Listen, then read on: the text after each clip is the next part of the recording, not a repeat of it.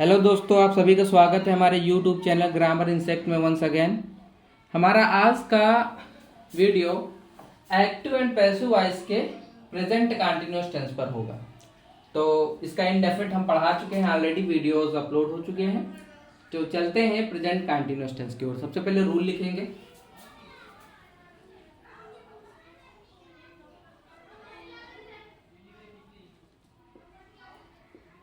Present continuous tense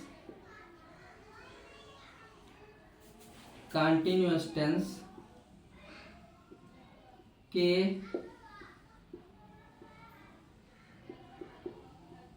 passive voice में हम is, am, are plus being plus V third का प्रयोग करते हैं।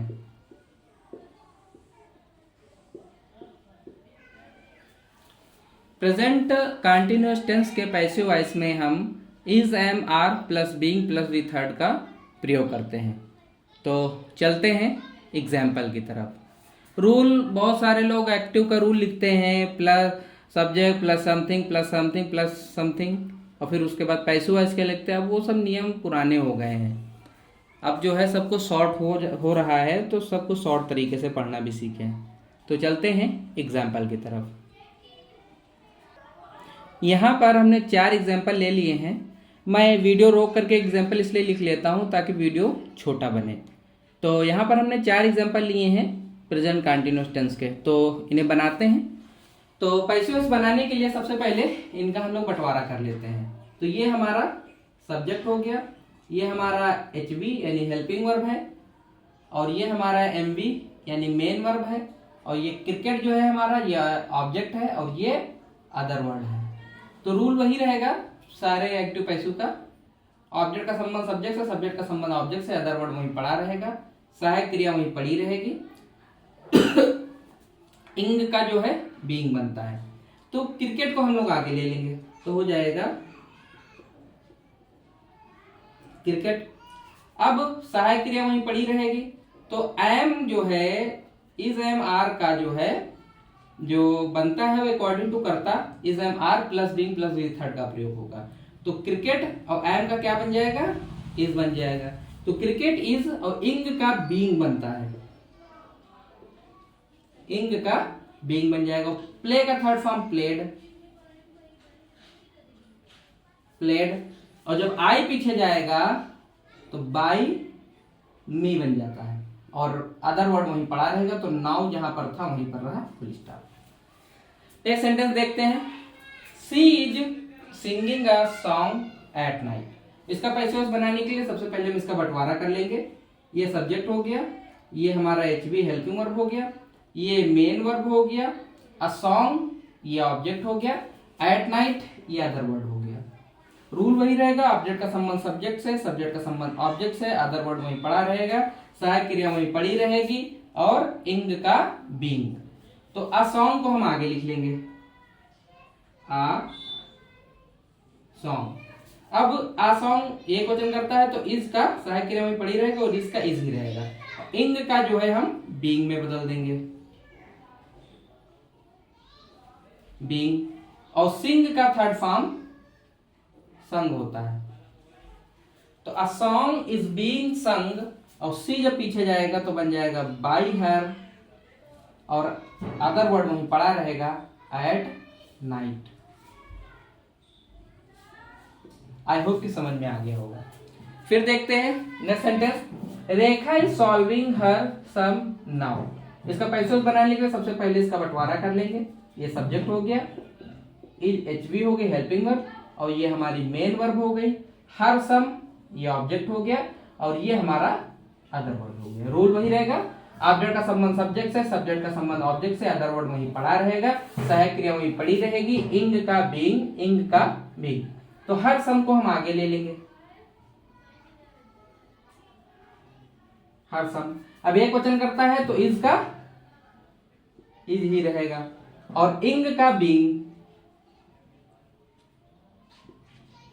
इंग का बीइंग, और सॉल्व का थर्ड फॉर्म होता है सॉल्व।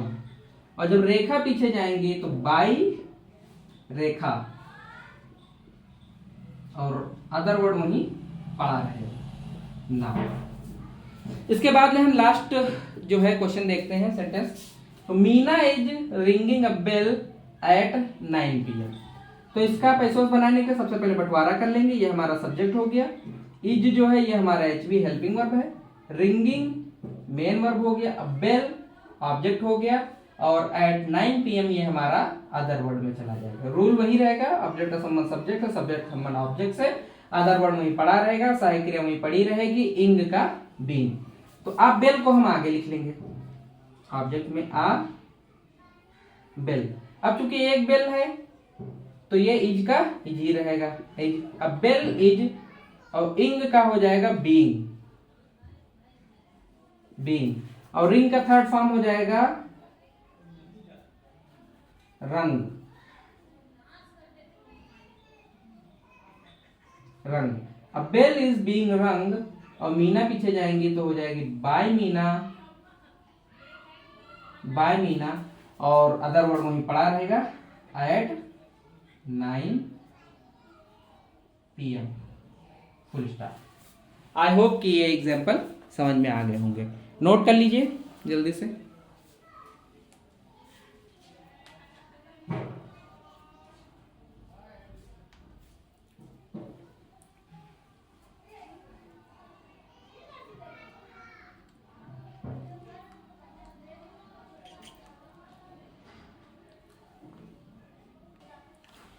हमारे नेक्स्ट एग्जाम्पल है, ये एक्टिव एंड पैसिव के प्रेजेंट कंटिन्यूअस टेंस के अफर्मेटिव हमने अभी पढ़ाया, और अब यहाँ पर जो है हम निगेटिव लेकर के आए। देखते हैं निगेटिव वाले सेंटेंस पर प्रेजेंट कंटिन्यूअस के कैसे बनते हैं। तो पैसिव बनाने के लिए सबसे पहले हम जो है इनका बंटवारा कर लेंगे। तो श्याम जो है ये हमारा सब्जेक्ट हो गया, इज हेल्पिंग वर्ब, नॉट ये हमारा निगेटिव वर्ड है, और eating main verb, the food ये ऑब्जेक्ट है।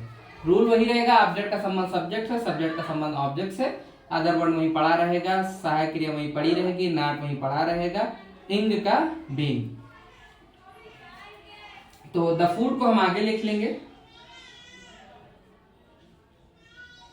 The food. अब चूंकि फूड एक वचन करता है तो इज को इज ही रहेगा, और नॉट सहायक क्रिया के बाद लगता है तो नॉट जहां था नॉट वहीं पड़ा रहेगा। अब उसके बाद बीइंग का इंग का बीइंग बना लेंगे, इंग का जो है बीइंग बनता है पैसिव इसमें, बीइंग। और ईट का थर्ड फॉर्म ईटेन, और जब पीछे से हम जाएंगे तो by Shyam, full stop. Next sentence देखते हैं, Raju is not operating a computer. इसका पैसिव बनाने के लिए सबसे पहले बंटवारा कर लेंगे, ये हमारा सब्जेक्ट, ये HV हो गया, ये नॉट वर्ड हो गया, और ये ऑपरेटिंग हमारा मेन वर्ब हो गया, अब कंप्यूटर ये ऑब्जेक्ट हो गया। रूल वही, ऑब्जेक्ट का संबंध सब्जेक्ट से, सब्जेक्ट का संबंध ऑब्जेक्ट से, अदर वर्ड वहीं पड़ा रहेगा, सहायक क्रिया वहीं पड़ी रहेगी, नॉट वहीं पड़ा रहेगा, और इंग का बीइंग। तो आ कंप्यूटर को आगे लिख लेंगे, आ कंप्यूटर, सहायक क्रिया वहीं पड़ी रहेगी, तो आ कंप्यूटर एक वचन है तो इज, नॉट वहीं पड़ा रहेगा, नॉट। अब इंग का जो है बीइंग बन जाएगा, बीइंग। और ऑपरेटिंग का, ऑपरेट का थर्ड फॉर्म होता है ऑपरेटेड, ऑपरेटेड। राजू पीछे जाएंगे तो बाई राजू हो जाएगा। आई होप कि समझ में आ गया होगा। चलते हैं नेक्स्ट सेंटेंस की ओर। They are not plucking a flower. तो इसका बंटवारा कर लेंगे, ये हमारा सब्जेक्ट हेल्पिंग वर्ब हो गया, ये निगेटिव वर्ड हो गया, प्लकिंग मेन वर्ब हो गया, अब फ्लावर ये ऑब्जेक्ट हो गया। रूल वही रहेगा, ऑब्जेक्ट का संबंध सब्जेक्ट से, सब्जेक्ट का संबंध ऑब्जेक्ट से, अदर वर्ड वहीं पड़ा रहेगा, सहायक क्रिया वहीं पड़ी रहेगी, नॉट वहीं पड़ा रहेगा, इंग का बीइंग। तो अब फ्लावर को आगे लिख लेंगे, आ फ्लावर। अब चूंकि यहाँ पे आर तो है लेकिन फ्लावर यहाँ पर एक है, यानी एक वचन करता है, तो आर का इज बन जाएगा। अ फ्लावर इज नॉट वहीं पड़ा रहेगा, नॉट इंग का बीइंग, इंग का बीइंग। प्लग का थर्ड फॉर्म होता है प्लक्ड, प्लग्ड। और जब दे पीछे जाता है तो बाई देम बन जाता है, फुल स्टॉप। इसके बाद देखते हैं next sentence, they are not driving a car fastly.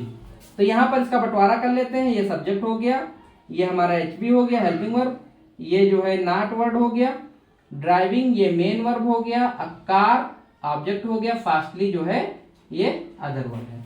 Rule वही रहेगा, ऑब्जेक्ट का संबंध सब्जेक्ट से, सब्जेक्ट का संबंध ऑब्जेक्ट से, अदर वर्ड वहीं पड़ा रहेगा, सहायक क्रिया वहीं पड़ी रहेगी, नॉट वहीं पड़ा रहेगा, इंग का बीइंग। तो अकार को आगे लिख लेंगे तो हो जाएगा अकार, और चूंकि एक कार है तो आर का इज बन जाएगा, नॉट वहीं पड़ा रहेगा, नॉट, अब इंग का बीइंग, बीइंग। ड्राइव का थर्ड फॉर्म होता है ड्राइवन, और जब दे पीछे जाएगा तो बाय देम बन जाएगा, बाय देम, और अदर वर्ड में पड़ा रहेगा fastly, full stop. I hope कि ये अफर्मेटिव एंड नेगेटिव समझ में आ गए होंगे। हम नेक्स्ट वीडियो में इंट्रोगेटिव के साथ मिलेंगे, आप इन्हें नोट कर लें। आई होप कि नोट हो गया होगा, और नहीं हुआ है तो आप वीडियो को रोक करके नोट कर सकते हैं। So thanks for watching the video.